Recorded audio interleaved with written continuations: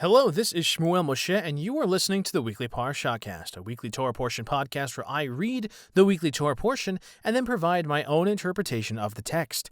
This week's Torah portion is for Terumah, landing on the 8th of Adar Aleph, or Adar 1, 5784, the 17th of February, 2024. As always, I remind you all that I am not a professional Torah scholar, just somebody who wanted to study the Torah.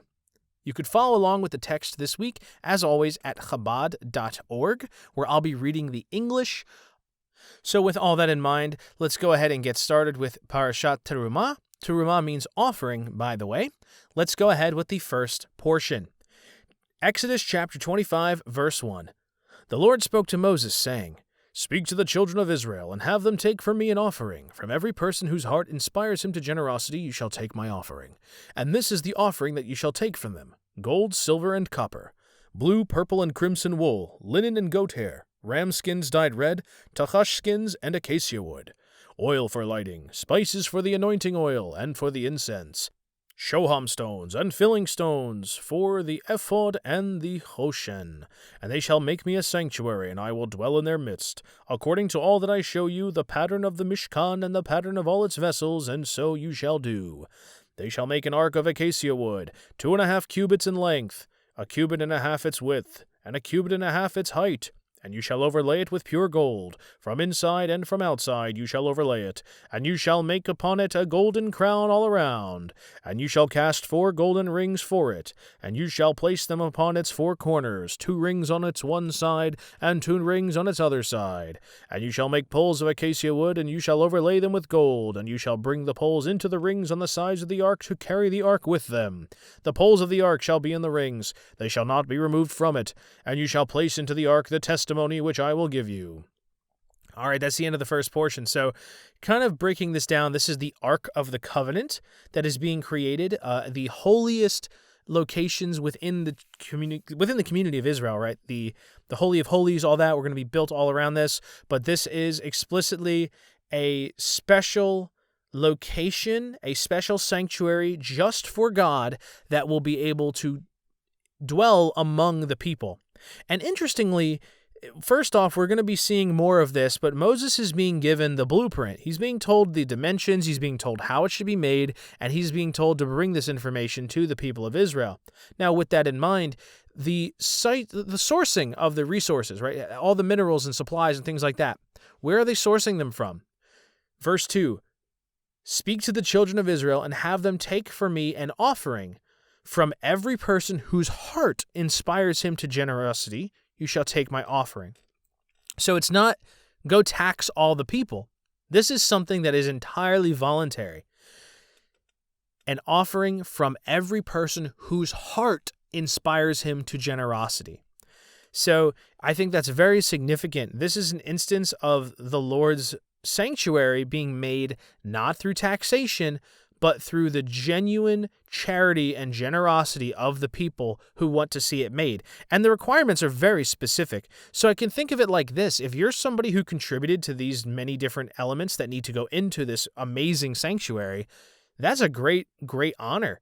What a thing, it's not built on the backs of those forced to contribute to it. No, those who were motivated and inspired to do it. And that makes it all the more special. Now we get into those dimensions once again, describing what it's going to look like. I'm not going to go too much into detail on this other than a couple of the details. The ark is going to be made of wood, right, with certain dimensions, and then you're going to coat that ark with pure gold, overlay it with gold inside and from outside. So it's going to basically be gold covered on the inside and out. And it's also going to have a golden crown all around it. Golden rings for it are going to be put on the corners, right? And so these rings are basically, if you've ever seen in Japan, they have those festivals where they'll have a bunch of guys holding a pole, right? And then they'll have like a float balanced on that pole. It's kind of like that. So or this is a much more, everybody's seen funeral caskets. This is a much easier example. A pallbearer grabs one of the corners of the poles on the sides of the coffin. It's the same deal. So those two examples are similar, but basically there's going to be 2 poles that are used to help transport this thing. And that way, when somebody is able to move it or would move it, they would be able to use this in theory.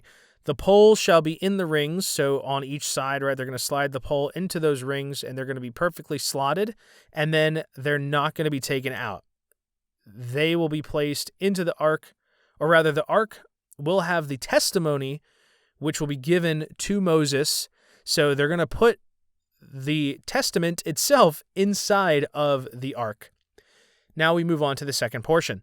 Chapter 25, verse 17.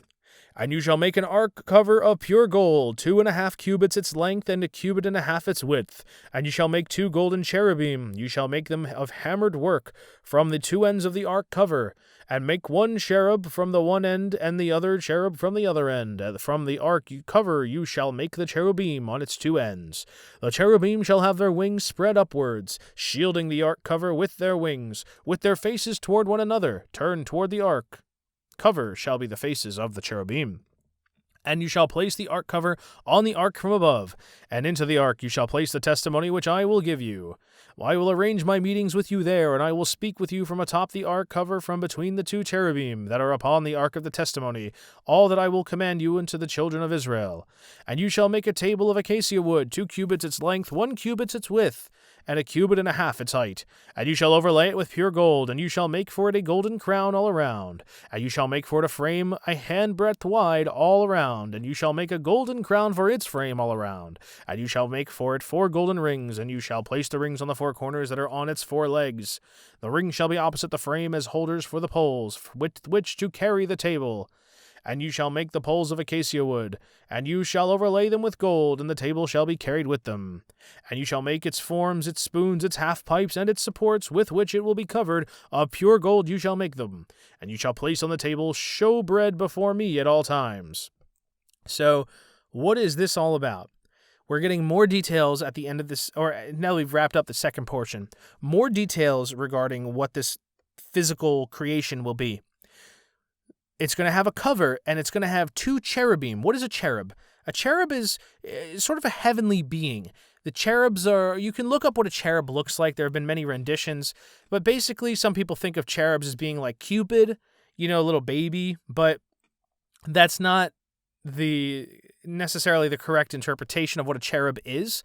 But we do have mentions of them throughout the Torah, as well as some of the additional writings when they are witnessed by those who have revelations. But basically, they're going to serve as almost like attendants, I think, is the symbolism here. It says that when the Lord will descend to speak with you from between the 2 cherubim that are upon the ark of the testimony, all that I will command you unto the children of Israel. So again, that's verse 22. The meetings between Moses and God, or the high priests and God, will all be conducted from here. This location is where God will dwell. And these cherubim will be attending to him, I think is really what that means. Like, this is really significant. I think I'll probably spend the most time looking at the cherubim thing, because in the previous portion, right, Mishpatim, we go into the 10 Commandments, don't we? Oh, no, I'm sorry, that's Yitro. That's two portions ago. We go into the 10 Commandments. So, in the 10 Commandments, there is explicitly a commandment against making graven images that are of anything on heaven, on earth, or in the sea, right? And here we are making a graven image of a cherub, something from the heavens, explicitly by God's command. And so the question is, where is it okay and where is it not okay? Because this might be a contradiction, but I don't think it necessarily is. I think in this case, the object is being created to have a very specific purpose and was explicitly commanded by God to Moses to create these things. Now, it could be that the difference is the graven image refers explicitly to something that you're going to worship. They won't be worshiping the cherub. They're going to be using it as part of the decor, and that decor will serve a spiritual purpose. So the thing that I think that it represents on the spiritual level, think of it like this. The human body is a flesh body, right? But the soul is inside the body. A soul on earth without a body, I mean, people might call that a ghost, right? Or a spirit. So in the case of the holy heavenly attendant, if the cherub is an attendant to the Lord, by creating these 2 likenesses of a cherub, the cherub itself, the spiritual cherub, could come down and have a body to go into, which is the golden graving here, the golden pieces. That's what I'm thinking is the case. Because again, for what purpose would they be here? And what's the significance of saying that between these cherubs is where I will be speaking to you? So that is where I think the significance is. Basically, the Lord is saying, I'm going to come down and I'm going to place two attendants of mine between. I'm going to be between them so they can kind of attend to me while I'm doing my thing with you. And also, they will be looking upon the ark, so they are casting their gaze upon me. It's just, there's a lot of that to it, I think. And I think by having this physical manifestation of the cherub on earth, it allows the cherub a spot to settle and dwell in to attend to God as God's right and left hand or attendants during these meeting periods. Now, again, I think also this ties into the significance of what idols really are and the danger of idols. So here we have an instance of these idols that existed in the world. They would be what people would worship. They would be the thing that they directed their attention to. Now here we are in the case of the Israelites. We have something else that people are creating. But why? What's the significance of it? So maybe, as I mentioned earlier, that the vessel, the physical vessel, is what allows something to manifest. Now, there are commentaries made in the texts that say these idols, they have no mouth that can speak. They have eyes that cannot see. They are false. But you're still giving them a vessel on earth, aren't you, by creating these sorts of cast works of art? You're giving them something to embody. You're giving them a body. These disembodied things are now being given a place to reside. Maybe that is the danger. I don't really know for sure, but that just seems to be like why we're not supposed to have these sorts of things, why idols are a problem. Also, in the context of the ancient world, this is another very interesting thing about the Jewish people relative to other peoples. So, in times of warfare, it was not enough to simply conquer a people, but you would also take their treasure. A lot of different people had idols as part of their culture. And so imagine, if you will, let's say you go someplace in Asia that has a big Buddha. This Buddha is carved out of gold, and it represents the Buddha and the people here, or maybe a Hindu statue of one of the gods. You conquer that town, and you steal, as your plunder, the idol of their god. Well, now, their god is being held hostage. Their god is now loot. That's not good. I would, of course, not want that to happen if I was worshiping such a thing, but in the context of the people of Israel, there is no idol of God. Therefore, nobody can claim to steal God. Nobody can possibly do that. And in the case of the Babylonians, they had a golden statue of their god that was meant to be something that the new kings, when they were appointed, would actually commune with the statue. They would grab its hands as part of their rite of passage into kingship. There's the word. When they'd become kings, they would hold hands with the idol of their god, and that would be how they reached that next level. So when the Persians finally vanquished the Babylonians the second time, I believe here they took the golden statue of their god from Babylon and had it melted down and destroyed it. And in doing so, they eliminated one of the most important sacraments that existed for the Babylonian people. Now, in the case of the people of Israel, this ark is something that is significant and special, and it could, in theory, be a vulnerability, but it isn't God. It's just a sanctuary that God visits. So if you were to lose it, that would be terrible, but it would otherwise not impact God's presence on earth, because God is everywhere and also does not have a physical form to incarnate. So that really, to me, is the significance of the whole idol thing. And I really went on a tangent there. We're still in the second portion, but all of this inspired by the subject regarding the cherubim. So God does not have a physical manifestation on earth, but the cherubim are given two likenesses of themselves so that they can attend to God more easily, perhaps. and God can dwell in between them, and they fulfill their mission. That is my interpretation of that. Very much esoteric and kind of out there, but nonetheless, that's my takeaway. Third portion, chapter 25, verse 31. And, actually, I already touched on the charity thing, but also that's another aspect of this. It's all gathered through charity. Sorry, continuing third portion. Chapter 25, verse 31. And you shall make a menorah of pure gold. The menorah shall be made of hammered work, its base and its stern. Its goblets, its knobs, and its flowers shall all be one piece with it. And 6 branches coming out of its sides, 3 menorah branches from its one side, and 3 menorah branches from its second side. 3 decorated goblets on one branch, a knob, and a flower. And 3 decorated goblets on one branch, a knob, and a flower. So for the 6 branches that come out of the menorah. And on the stern of the menorah shall be 4 decorated goblets, and its knobs and its flowers, and a knob under the 2 branches from it, and a knob under the 2 branches from it, and a knob under the 2 branches from it, so that for the 6 branches that come out of the menorah. Their knobs and their branches shall be all one piece with it. All of it shall be one hammered mass of pure gold. And you shall make its lamps 7, and he shall kindle its lamps so that they shed light toward its face. And its tongs and its scoop shall be of pure gold. He shall make it of a talent of pure gold with all these implements. Now see and make according to their pattern which you are shown on the mountain. Chapter 26, verse 1. And the Mishkan you shall make out of 10 curtains, consisting of twisted fine linen, and blue, purple, and crimson wool. A cherubim design of the work of a master weaver you shall make them.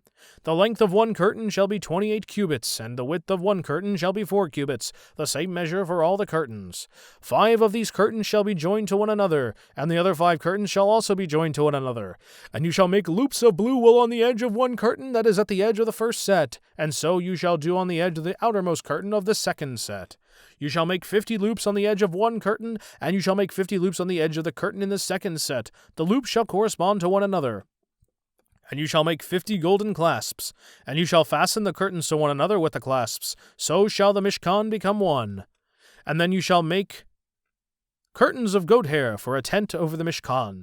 And you shall make 11 curtains. The length of 1 curtain shall be 30 cubits, and the width of 1 curtain 4 cubits, the same measure for the 11 curtains. And you shall make the 5 curtains by themselves, and the other 6 curtains by themselves, and you shall fold the 6th curtain before the front of the tent. And you shall make 50 loops on the edge of 1 curtain, which is at the edge of the first set, and 50 loops on the edge of the outermost curtain of the second set. And you shall make 50 copper clasps. You shall bring the clasps into the loops, and you shall fasten the tent together so that it will become one. And the overhanging excess in the curtains of the tent, half of the extra curtain shall hang over the rear of the Mishkan. And the cubit from here and the cubit from there of the excess in the length of the curtains of the tent shall hang over the sides of the Mishkan from here and from there to cover it. And you shall make a covering for the tent of ram skins dyed red, and a covering of tachash skins above. Okay, that's a lot of specifications. So third portion is done. The first half of that, we talk about the construction of the menorah. The second half, we talk about the curtains. I won't go too much into this other than the details about the menorah. Much of it is to be a single hammered work. So in other words, it's not going to be something that you can disassemble. It's not something that is many different separate pieces. Rather, the artisan who crafts this must make it a singular piece with these particular parameters, these specifications according to the blueprint being given here. Another detail, 6 branches on the menorah. 3 on one side, 3 on the other side. But wait, don't menorahs have 8 branches for Hanukkah? That's an interesting subject there. A lot of people don't know this about menorahs if they're not familiar with the Torah itself and the relationship between Hanukkah. The menorah that's used at Hanukkah is called a Hanukkah. It's a totally different thing. It's the same concept, but it has 2 extra branches because it represents the 8 nights of Hanukkah. The original menorah, which would have been actually in the story of Hanukkah, that lasted for 8 days, would have actually been one of these that only had 6 branches on each side, plus perhaps the big middle one in the center, which we talk about there. It talks about a 7th, right? And it lights the other ones. So anyway, my point is, this is the foundational period of the menorah in the context of the people of Judaism, right? The people of Israel. This is where menorah comes from, and it is detailed as having 6 branches, 3 on each side, plus the other details, which I won't elaborate too much into, other than, again, it all has to be one complete solid work with all of these qualities and characteristics. Again, on the subject of the, no crafting of idols, that does not mean there was no artisanal skill. And even the subject of weaving, the work of a master weaver, you shall make them for the second half regarding these 10 curtains. And a cherubim design of the work of the master weaver, you shall make them, right? So you're going to also put the likeness of a cherubim on here. So again, these cherubim are really significant. They must be really attending to God. But we're not going to go too much into it, but just, again, a lot of details on these curtains. The one thing I'll say, broadly speaking, about everything here is that with the exception of whatever is being told to Moses specifically on the mountain that is not documented, everything else about this foundational structure is being detailed. I think enough that somebody today could take these measurements, take these specifications, and theoretically make the same thing again. And so that comes to make me wonder, why would they have this, right? And it seems to me it exists for a broader purpose, which is that someday in the future, if it's ever needed again, we already know how it needs to be made. That's what I think is the significance of including the how-to in the Torah itself. Now we're going to go ahead and move on to the fourth portion. Chapter 26 of Exodus, verse 15. And you shall make the planks for the Mishkan of acacia wood upright. 10 cubits shall be the length of each plank, and 1.5 cubits shall be the width of each plank. Each plank shall have 2 square pegs, rung like one even with the other. So shall you make all the planks of the Mishkan. And you shall make the planks for the Mishkan, 20 planks for the southern side. And you shall make 40 silver sockets under the 20 planks, 2 sockets under 1 plank for its square pegs, and 2 sockets under 1 plank for its 2 square pegs. And for the second side of the Mishkan, on the northern side 20 planks, and their 40 silver sockets, 2 sockets under 1 plank, and 2 sockets under 1 plank.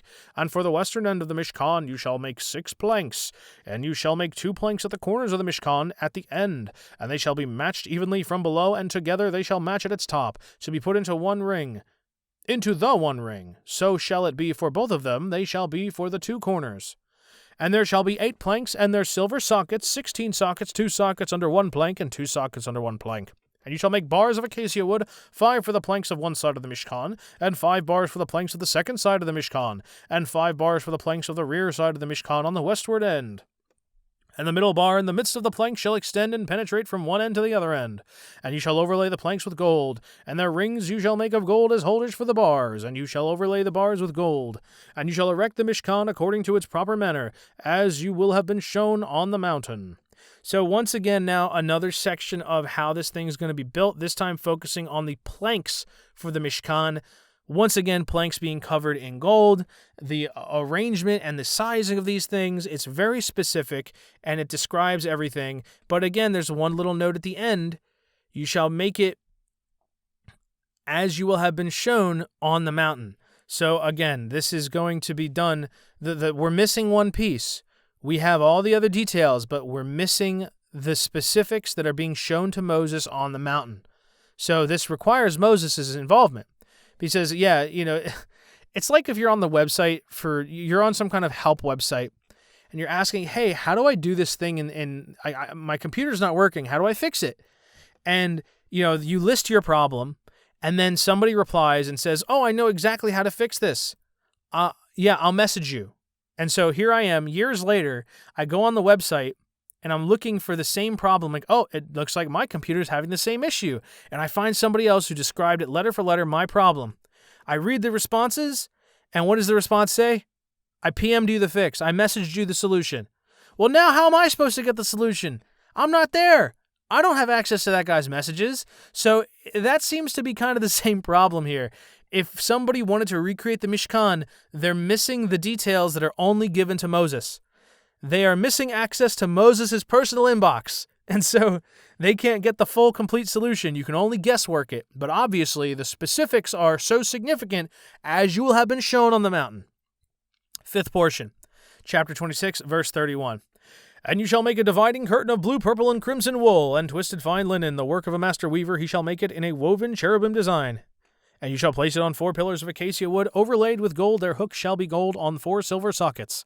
And you shall place the dividing curtain beneath the clasps. You shall bring there on the inner side of the dividing curtain the ark of the testimony, and the dividing curtain shall separate for you between the holy and the holy of holies. And you shall place the ark cover over the ark of the testimony in the holy of holies. And you shall place the table on the outer side of the dividing curtain, and the menorah opposite the table on the southern side of the Mishkan, and you shall place the table on the northern side. And you shall make a screen for the entrance of the tent, and blue, purple, and crimson wool, and twisted fine linen, the work of an embroiderer. You shall make for the screen 5 pillars of acacia, and overlay them with gold. Their hooks shall be gold, and you shall cast for them 5 copper sockets. All right, so once again, another section detailing more of what's going to be going in here. Now we're talking about the dividing curtain, how it's going to be made. Once again, the design of a cherubim woven by a master weaver. So once again, we're noticing a trend here. But if these cherubim are attendants to God, then it only makes sense that, again, the attendants would be present in the holy sanctuary. With that in mind, we now start hearing about dividing curtains for the holy and the holy of holies, as well as for the cover of the ark over the ark of testimony and inside of the holy of holies. So we're now getting like the Russian nesting doll of the sanctuary here. We're now getting all the pieces, how they're going to be sorted. And it's okay if you don't exactly visualize what this looks like. It's very complicated. But if somebody ever needed to know what did it look like, I'm sure you could now use this and kind of draw up your own diagrams. Now, also we have, the screen for the entrance of the tent and how it's going to be detailed, the work of an embroiderer. So now 5 screen pillars of acacia and overlay them with gold. So, this is something that's very well nested inside. That's a big part of the significance of it's such a holy thing that only the high priest is able to access, as we'll hear more about. Now we move on to the 6th portion. Chapter 27, verse 1. And you shall make the altar of acacia wood 5 cubits long and 5 cubits wide. The altar shall be square, and its height shall be 3 cubits. And you shall make its horns on its 4 corners. Its horns shall be from it, and you shall overlay it with copper. And you shall make its pots to remove its ashes, and its shovels, and its sprinkling basins, and its flesh hooks, and its scoops. You shall make all its implements of copper. And you shall make for it a copper grating of netting work, and you shall make on the netting 4 copper rings on its 4 ends. And you shall place it beneath the ledge of the altar from below, and the net shall extend downward until the middle of the altar. And you shall make poles for the altar, poles of acacia wood, and you shall overlay them with copper. And its poles shall be inserted into the rings, and the poles shall be on both sides of the altar when it is carried. You shall make it hollow out of boards. As he showed you on the mountain, so shall they do. So, there you go. Once again, more details. Now we see about these instruments related to the sacrifices.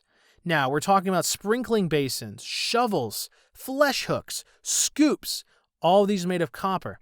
Copper grating of netting work. So think of it like a copper mesh that has holes in it so that things can go through it, and also you can attach rings to the corners of that. And we're really getting the details now. It's quite a lot, we're really getting into the specifics here, and this is really detailed. So we're getting into this nitty gritty, but also, the process of worship properly. I brought up Japan before. I'll bring up Japan again because at least in my own life, I have witnessed similar ceremony of even something as simple as pouring tea is considered a skilled ceremony that must be perfected. If you ever go into one of those temples that they have over there, any of their holy places to those Japanese people who practice their traditional religions, you could see similar levels of very specific routine, plus things that you cannot see yourself because only the higher priests are allowed to access that and get these specifics. Nonetheless, the information has to be passed on some way, as well as the specifications of the construction. This is what that's like. Not to say that they're the same thing, of course, but just to provide a contemporary example, as I think most Jewish people in a temple do not get the opportunity to see what something like this altar would look like. The closest thing we can think of in modern day would be to look at other cultures that have their own holy fixtures and structures and use those as a point of reference to imagine what this must have looked like in the old days. Now we move on to the 7th portion, chapter 27, verse 9. And you shall make the courtyard of the Mishkan on the southern side. There shall be hangings for the courtyard of twisted fine linen, 100 cubits long on one side. And its pillars shall be 20, and their sockets 20 of copper. The hooks of the pillars and their bands shall be of silver. And so for the northern end and the length hangings 100 cubits long. its pillars 20 and their sockets 20 of copper, the hooks of the pillars and their bands of silver. The width of the courtyard on the western side, hanging 50 cubits, their pillars 10 and their sockets 10. The width of the courtyard on the eastern side, 50 cubits. The hangings on the shoulder shall be 15 cubits, their pillars 3 and their sockets 3. And on the second shoulder there shall be 15 hangings, their pillar 3, their sockets 3. And at the gate of the courtyard shall be a screen of 20 cubits, made of blue, purple, and crimson wool, and twisted fine linen, the work of an embroiderer, their pillars 4 and their sockets 4. All the pillars around the courtyard shall have silver bands, silver hooks, and copper sockets. The length of the courtyard shall be 100 cubits, and the width 50 by 50 cubits. The height of hanging shall be by 5 cubits of twisted fine linen, and their sockets shall be of copper. All the implements of the Mishkan for all its labor, and all its pegs, and all the pegs of the courtyard shall be copper. All right, so there we have it. That is the end of the 7th portion and the end of Terumah. This is all about the offerings, right? So again, the name of this particular portion was Terumah, meaning offering, and it starts with the donations of the Jewish people, of the Israelites, giving willingly an offering. That's what it's all about. And now this is the holy sanctuary where their offering will be put to work. This offering that they've made is going to manifest in this physical location on earth where the Lord will be able to dwell among them. So we get to see all here a little bit more details, just again, the courtyard of the Mishkan. So this is now the outermost layer as we start in the absolute center and we go outward.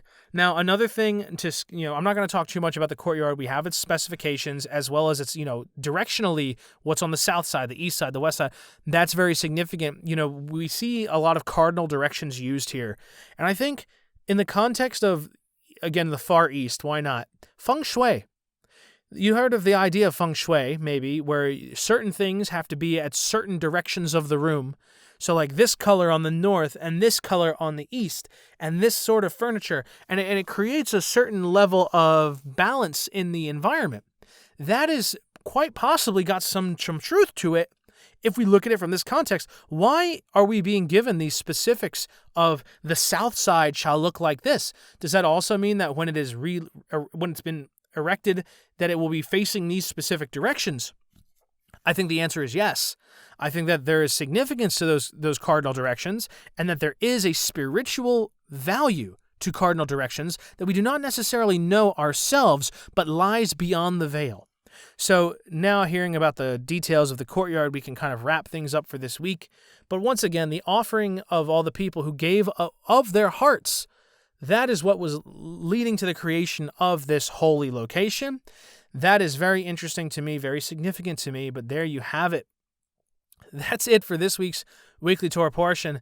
It covers the creation of the Mishkan, where they keep the holy items. And of course, we did hear that there would be a testimony there, so we're going to get the Torah, but also something that was in a previous portion, a jar of manna. Recall, that's something that was going to be placed inside of here. So now we know that as well. In any case, we know where it's going to go, and that concludes this week's portion. Thank you for listening. Hope you learned something. It's definitely, this one was a doozy. If you don't have a mind for spatial awareness and construction, it's probably very difficult to imagine what is being said. This would be the kind of thing that, while it's being read out loud, would be very convenient to have one of those modern day, like 3D models happening in real time. So like you're seeing the description of it, and then it's also being built. That's kind of what comes to mind. In any case, now you know. Until next time, this has been Shmuel Moshe with the Weekly Parashahcast. Thank you for listening. Hope you'll tune in next time. Baruch Hashem.